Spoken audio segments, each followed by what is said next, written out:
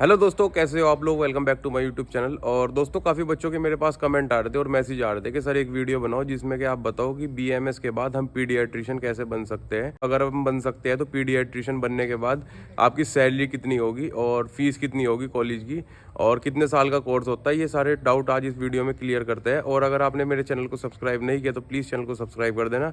और चलो करते हैं वीडियो को स्टार्ट। दोस्तों, अगर आपने अपनी बीएमएस कर ली है और अगर आप सोच रहे हो पीडियाट्रिशियन बनना, तो ये बहुत ही अच्छा कोर्स होता है और इसका बहुत ज़्यादा स्कोप है और आप ऐसे भी बहुत अच्छे कमा लोगे। लेकिन दोस्तों, उसके लिए आपको एक टेस्ट क्लियर करना पड़ेगा जिसे कहते हैं AIA-PGT। और उसको क्लियर करने के बाद आपकी काउंसलिंग होगी। काउंसलिंग के बाद आपको कोई कॉलेज मिलेगा, चाहे आपको गवर्नमेंट मिले या प्राइवेट मिले। और ये दोस्तों, अगर आप पीडियाट्रिशियन से MD करते हो तो दोस्तों 3 साल का ये कोर्स होता है। और जो आपकी फ़ीस होगी कॉलेज की, वो दोस्तों अगर आपने गवर्नमेंट कॉलेज आपको मिल गया तब तो बहुत अच्छी बात है। तो आपकी फ़ीस होगी 50,000 रुपीज़ एनुअली। और अगर आप किसी प्राइवेट कॉलेज से करते हो तो दोस्तों उसकी जो फ़ीस होगी वो थोड़ी महंगी होती है। उसकी फ़ीस होगी दोस्तों 6-6.5 लाख रुपए साल की। और काफ़ी अच्छा कोर्स है और बहुत ही ज़्यादा स्कोप है। और अगर आप MD नहीं करना चाहते BMS के बाद तो दोस्तों आप डिप्लोमा कोर्सेज चूज़ कर सकते हो। और डिप्लोमा की फ़ीस थोड़ी कम होती है और एज़ कम्पेयर टू MD। तो दोस्तों ये 2 साल का कोर्स होता है अगर आप डिप्लोमा करते हो और पीडियाट्रिशियन से, तो ये 2 साल का कोर्स होता है। तो दोस्तों, क्योंकि ये क्लिनिकल ब्रांच है तो कट ऑफ थोड़ी सी हाई होती है। और क्लिनिकल ब्रांच कोई सी भी हो, गायनी हो, पीडियाट्रिशियन हो या सर्जरी हो, तो इनकी थोड़ी सी कट ऑफ हाई होती है। तो उसके लिए आपको पढ़ाई ज़्यादा करनी पड़ेगी। और अगर एक बार आपकी क्लियर हो जाए तो दोस्तों उसके बाद तो बहुत ही अच्छा स्कोप है।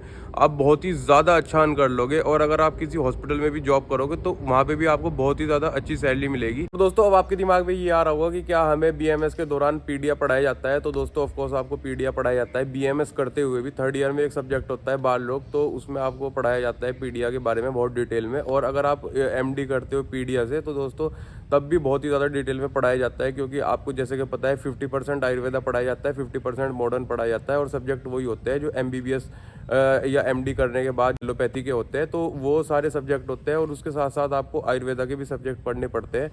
तो आपको दोनों चीज़ें पढ़ाई जाती है और आपको बहुत ही डिटेल में पढ़ाई जाती है। और जब एग्ज़ाम होते हैं तो दोस्तों एग्ज़ाम में ही बहुत डिटेल में पूछा जाता है, एलोपैथी भी और मॉडर्न भी। तो आप बहुत ही अच्छे डॉक्टर बन जाओगे अगर आप BMS करने के बाद भी पीडिया चूज़ करते हो तो। और इसका भी बहुत ही अच्छा स्कोप है। दोस्तों, अब सबसे मेन क्वेश्चन ये आता है कि पीडियाट्रिक बनने के बाद हम कौन कौन से प्रोसीजर अलाउ करती है गवर्नमेंट। तो दोस्तों, प्रोसीजर सारे अलाउ करती है। जो एलोपैथी डॉक्टर करते हैं वो आयुर्वेदिक डॉक्टर भी करते हैं। तो इसके अलावा आप बाल पंचकर्मा कर सकते हो, जो कि पंचकर्मा बच्चों में होता है, स्नेहन और स्वेदन वगैरह। और दोस्तों इसमें भी आप बहुत अच्छा अर्न कर लोगे। और अगर आपको अच्छा कॉलेज मिल जाता है दोस्तों, और आपके कॉलेज में अच्छा पेशेंट फ्लो है, तो दोस्तों आपको इमरजेंसी वगैरह का काम भी बहुत अच्छे से आ जाएगा। और जैसे बच्चों की डोसेज वगैरह और बीमारियों के बारे में, तो ये सारी डिजीज़ वगैरह के बारे में आपको पता चल जाएगा। वो आपके कॉलेज के ऊपर डिपेंड करता है कि आपके कॉलेज कैसा है। और अगर कॉलेज अच्छा है, पेशेंट एक्सपोजर अच्छा है, कहीं और जाने की ज़रूरत ही नहीं है, वो आपको सब कॉलेज में ही स्किल्स वगैरह डेवलप आपकी हो जाएगी। और दोस्तों, अगर आपको मान लो कॉलेज ऐसा मिल भी जाए जहाँ पे पेशेंट फ्लो अच्छा नहीं है और ये अच्छे से नहीं सिखाते, तो दोस्तों आप कोई हॉस्पिटल भी ज्वाइन कर सकते हो। और आप कोई हॉस्पिटल ज्वाइन कर सकते हो और दोस्तों आप हॉस्पिटल में प्रैक्टिस कर सकते हो, जैसे कि मैंने अपनी पिछली वीडियो में बता रखा है। और मैंने एक अलग से वीडियो बना भी रखी है कि मतलब BMS करने के दौरान आप हॉस्पिटल कैसे ज्वाइन कर सकते हो और आप हॉस्पिटल में बहुत अच्छा सीख लो। तो बहुत सारे बच्चे डीमोटिवेट हो जाते हैं, जैसे कि आप लोगों ने अभी नीट का एग्जाम भी दिया होगा। अगर आपको MBBS सीट नहीं मिलती, वो लोग सोचते हैं कि अगर हमें MBBS सीट नहीं मिली तो हम MBBS के बाद ही पीडियाट्रिशियन बन सकते हैं। और अगर आपको नहीं मिली तो आप डीमोटिवेट मत हो, आप BMS में एडमिशन ले लो। दोस्तों, जैसे कि आप लोगों को पता है कि ये 5.5 साल का कोर्स होता है और उसके बाद आपको PG की तैयारी करनी पड़ेगी, AIA-PGT की। और उसके बाद भी आप अच्छे पीडियाट्रिशियन बन सकते हो। और BMS के बाद भी आप अच्छे पीडियाट्रिशियन बन सकते हो। और दोस्तों, BMS के बाद अगर आप पीडियाट्रिशियन बनते हो तो उसको एक बेनिफिट और है, आप आयुर्वेदिक टेक्निक्स और आयुर्वेदिक मेडिसिन वगैरह भी चला सकते हो और एलोपैथी मेडिसिन भी चला सकते हो। तो आप दोनों में प्रैक्टिस कर सकते हो, वो आपके इंटरेस्ट के ऊपर डिपेंड करता है। दोस्तों, अब सबसे मेन क्वेश्चन ये आता है आप लोगों का कि सर BMS के बाद अगर हम पीडियाट्रिशियन बन भी जाते हैं तो हमारी सैलरी कितनी होगी गवर्नमेंट हॉस्पिटल में और प्राइवेट हॉस्पिटल में भी।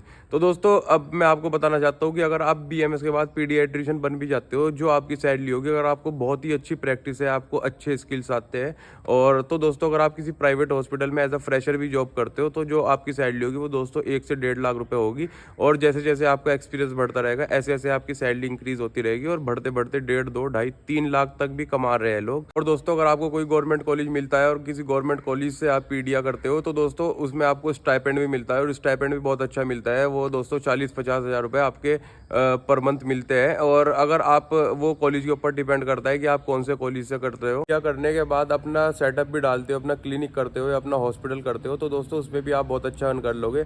अब जैसे कि मैं आपको एक एग्जांपल देता हूँ, बीएमएस के बाद पीडिया जिसने किया हुआ है, पीडियाट्रिशियन है और उसने अपना क्लिनिक डाला हुआ है दोस्तों, उसके यहाँ मतलब इतना पेशेंट फ्लो है, मतलब इतना अच्छा अर्न कर रहा है वो। दिन के कम से कम दोस्तों 20 से 25 हज़ार रुपये आराम से अर्न कर लेता है और विदाउट सीजन। और जब सीजन होता है दोस्तों बुखार वगैरह का, तब तो दोस्तों वो 40-50 हज़ार रुपये दिन के कमा लेता है। इसीलिए मैं दोस्तों आपको हमेशा कहता हूँ कि आप पैसे के पीछे मत भागो, अपनी स्किल्स के ऊपर काम करो और अपनी नॉलेज के ऊपर काम करो। आपको अच्छे स्किल्स आएंगे, आपको अच्छी नॉलेज होगी तो दोस्तों आपकी सैलरी भी अच्छी होगी अगर आप जॉब करोगे। अगर आप अपना क्लिनिक भी करते हो तब भी आपको बहुत अच्छा पेशेंट फ्लो देखने को मिलेगा और आप बहुत ही ज़्यादा अच्छा अर्न कर लोगे। और दोस्तों चाहे आप एमबीबीएस करो या बीएमएस करो, मेहनत दोनों में है, आपको दोनों में मेहनत करनी पड़ेगी और स्ट्रगल दोनों में करना पड़ेगा। मैं तो ये कहता हूँ दोस्तों अगर आपके पास फ्री टाइम है तो आप कोई हॉस्पिटल ज्वाइन कर लो और हॉस्पिटल में भी आपको बहुत कुछ सीखने को मिलता है। और जब आप अपना सेटअप करोगे तो दोस्तों जो आप स्किल्स वहाँ पे सीखोगे वो आप अपने सेटअप में लगा सकते हो और काफ़ी अच्छा अर्न कर लोगे दोस्तों। बस मैं तो ये कहना चाहता हूँ, इसीलिए मैं कहता हूँ अपनी नॉलेज पे ध्यान दो, अपनी स्किल्स पे ध्यान दो। दोस्तों ये था सब पीडियाट्रिशियन के बारे में। मैंने लगभग इस वीडियो में सारे डाउट आपके क्लियर कर दिए। और दोस्तों अगली वीडियो आपको किस टॉपिक के ऊपर चाहिए आप मुझे कमेंट करके या मैसेज करके आप मुझे बता सकते हो। और अगर आपने मुझे अब तक इंस्टाग्राम पे फॉलो नहीं किया तो प्लीज़ जाके इंस्टाग्राम पे फॉलो कर लो।